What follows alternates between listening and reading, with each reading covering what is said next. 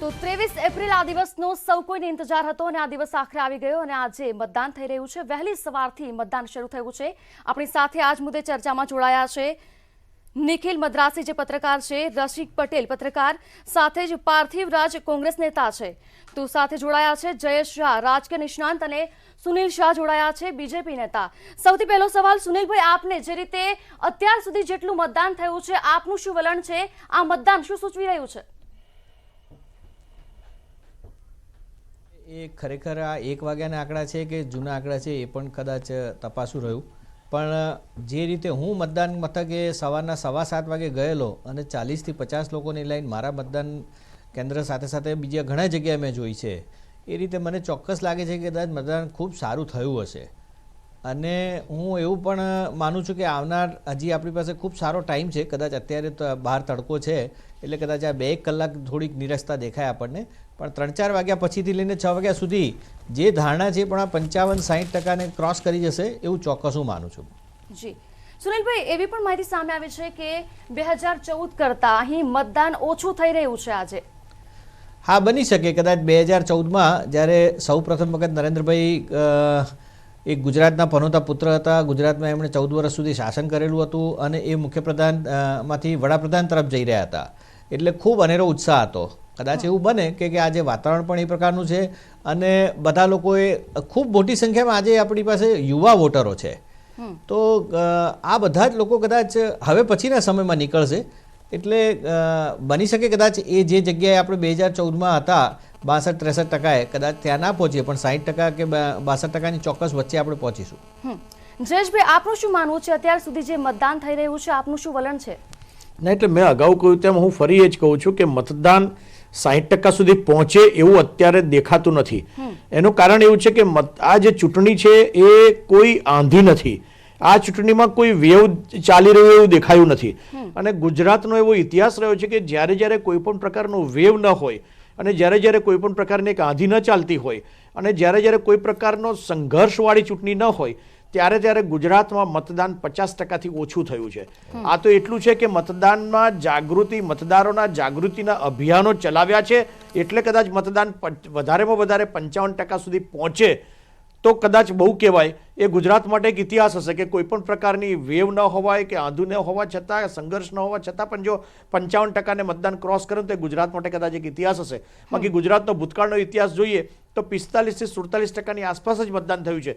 ખાલી 1967ની ચૂંટણીની વાત કરીએ જ્યારે સ્વતંત્ર પક્ષ હતો એની વાત જ્યારે બાજુ પર રાખીએ કે ત્યારે મતદાન 63.77% થયું હતું। પછી ઇન્દિરા ગાંધીના વેવમાં 1971માં મતદાન 55.49% થયું હતું।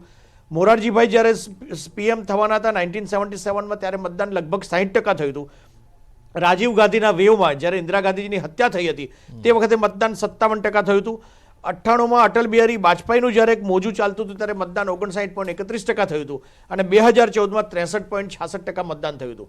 એ સિવાયનો જો જોઈએ કે જ્યારે કોઈ પણ જાતનું વેવ નહોતું ત્યારના જો આંકડા જોઈએ ને તો 1996માં મતદાન માત્ર 35.92% થયું હતું, જ્યારે 1999માં 47%, 2004માં 45% અને 2009માં 47.90% થયું હતું। એટલે ગુજરાતનો મતદાર હંમેશા કોઈ પણ પ્રકારનું જ્યારે વેવ ન ચાલતું હોય ત્યારે મતદાન હંમેશા 50%ની અંદર થયું છે। જો આજે મતદાન 55%એ પહોંચશે તો એ કદાચ ગુજરાતીએ કરેલો એક રેકોર્ડ હશે અને તે મતદાન જાગૃતિના જે આટલા બધા અભિયાનો ચાલ્યા તેનું એ પરિણામ હશે। બાકી કોઈ વેવ વગર મતદાન ગુજરાતી નથી કરતો અને એની પાછળના એક કારણો છે કે ગુજરાત હોય કે ગમે તે ભારતનો મતદાર છે ને, હું એ ભારતના મતદારને એક 6 કેટેગરીમાં ઘટતો ગયો। ફોર એન એક્ઝામ્પલ, 1947 થી 1957નો સમયગાળો એવો હતો જ્યારે ભારતના મતદારને રાજકીય નેતા પર દેવદૂત જેવો ભરોસો હતો। એ જ્યારે 1957 થી 1977નો ગાળો આવ્યો ત્યારે ભરોસો તો હતો પરંતુ એવો નહોતો કે જે દેવદૂત જેવો હતો, ટ્રસ્ટ હતો।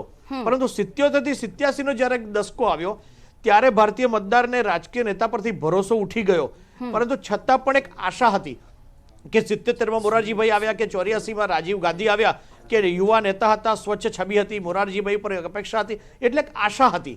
77 થી 2007 જયેશભાઈ, આપનું કહેવું છે કે મતદાન ઓછું થઈ રહ્યું છે એટલે ભરોસો ઓછો છે, એટલે એવું કહી શકાય કે અત્યારે મતદાન છે ત્યાં સુધી ઓછું થયું છે તો ભરોસો ઓછો હશે? ના ના, એવું નથી કહેતો. 77 થી આગળ વધ્યું તો 77 થી 2007 નો ગાળો જે હતો ને, કે જેમાં દેશે 8 વડાપ્રધાન જોયા, એ સમયગાળામાં મતદાર ગુસ્સે હતો.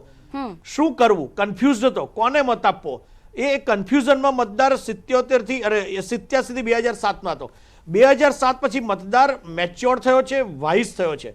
એટલે હું જે આપને કહું છું કે 55% મત થશે, મતદાન થશે. મતદાન ભલે ઓછું છે, પણ ગુજરાતનો જે ઇતિહાસ રહ્યો છે એટલું બધું ઓછું નહીં થાય. વેવ વગર, સંઘર્ષ વગર ગુજરાતનું મતદાન 45%ની એવરેજ રહ્યું છે. આજે મતદાન 55% થાય તો મારી દ્રષ્ટિએ ગુજરાત માટે બહુ હેલ્ધી મતદાન હશે.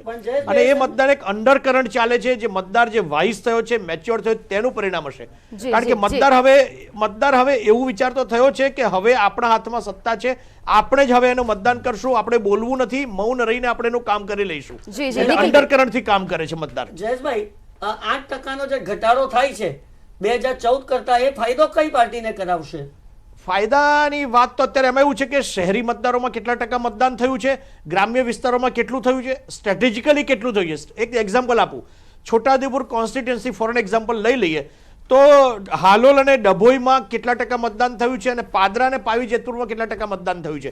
એટલે ફાયદો સપોઝ કે પાદરા અને પાવી જેતપુર કોન્સ્ટિટ્યુઅન્સીમાં જો મતદાન વધારે થયું હોય તો એ ફાયદો કોંગ્રેસને જાય, અને ડભોઈ અને હાલોલમાં જો મતદાન વધારે થયું તો ફાયદો બીજેપીને થાય. એટલે આપણે જે તે લોકસભા ક્ષેત્રમાં આવેલી વિધાનસભા કોન્સ્ટિટ્યુઅન્સી વાઇઝ કેટલું વોટિંગ થયું છે અને કેટલા ટકા પર જઈ રહ્યું છે, ગ્રામ્યમાં કેટલું થયું છે, શહેરોમાં કેટલું થયું છે, એના આખા આંકડા આવે ને તો જ એનું આકલન થઈ શકે. અત્યારે કેવું વહેલું છે. પણ અત્યારે મોટા ભાગે શહેરી વિસ્તારોની અંદર ઓછું મતદાન છે અને ગ્રામ્ય નિખિલભાઈ, એક મિનિટ રોકવા માંગીશ. અત્યાર સુધી અપડેટ્સ આવી છે તે અમારા સહયોગી સંધ્યા જણાવશે. સંધ્યા, શું લાગી રહ્યું છે અત્યાર સુધીનું જેટલું મતદાન થયું છે